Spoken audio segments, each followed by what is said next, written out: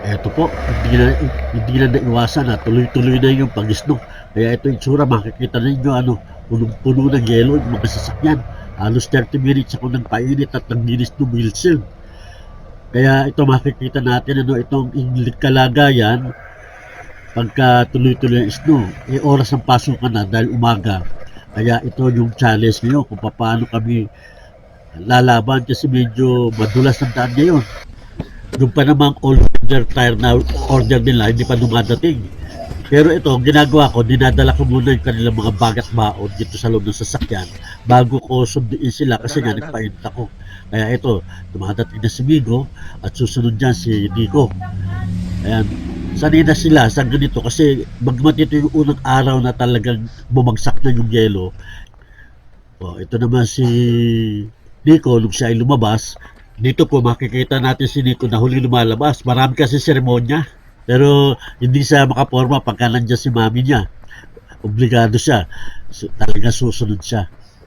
So makikita natin ang kalye. No? Kaya marami dito yung mga sasakyan pagka hindi naka winter tire. Nahihirapan, dumudulas. At tulad ditong sasakyan nato na ginagamit ni Jeremy, nag-i-ski dito eh. Kaya delikado pagka hindi ka sanay sa ganitong temperature.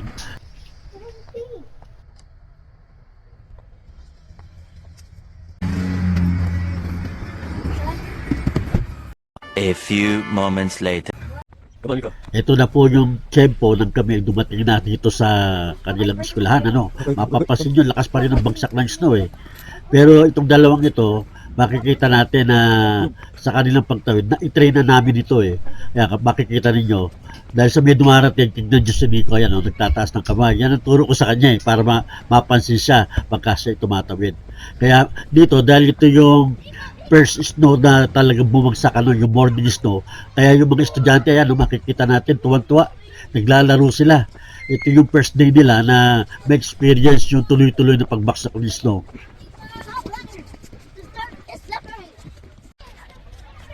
Dito naman po, gusto kong maipakita sa inyo yung naging sitwasyon ng kanilang eskwelahan. Ano? Habang nakikita natin na talagang tuwan-tuwa yung mga bata naglalaro sa snow, nawala na yung mga berdeng nakikita natin dito, yung mga damo. Ayan, punong-puno ng snow. Nakikita nyo, malalim na. No? Halos magdamag lang ng bagsak ng snow yan. Di lalo na kung tuloy-tuloy yan ano, sa ilang araw.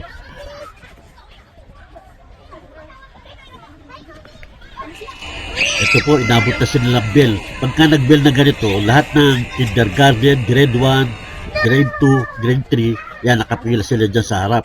Ang nakapagtataka dito, pagka hindi pa nagbe-bell, bukas yung pintuan na yan eh, para doon sa mga yung matatanda, yung mga high school, ano, magmula sa grade 4 pataas, tuloy-tuloy sila dyan. Pero yung kindergarten, grade 1, grade 2, grade 3, nandiyan sa labas. Pagka nag-bell, iintayin nila ngayon na buksan ng teacher niya bago sila makapasok. Parang baliktad, ano. Kasi nakabilad sila sa lamig eh. Kung minsan naman, makikita natin niya kahit na malakas talaga yung lamig. Huli na, bago sila makapasok. Pero yung mga malalaki, automatic nakataas na kagad sila. Kasi, sabi nga nila, may mga locker yun. Pero ito daw kasi, kaya ayaw kagad papasukin, naglalaro sa loob ng eskwelahan. Ito, pinakita ko lang yung daan, talagang mahirap pagka dito nag-slide ka, delikado. So hanggang dito na lamang, see you next time, bye!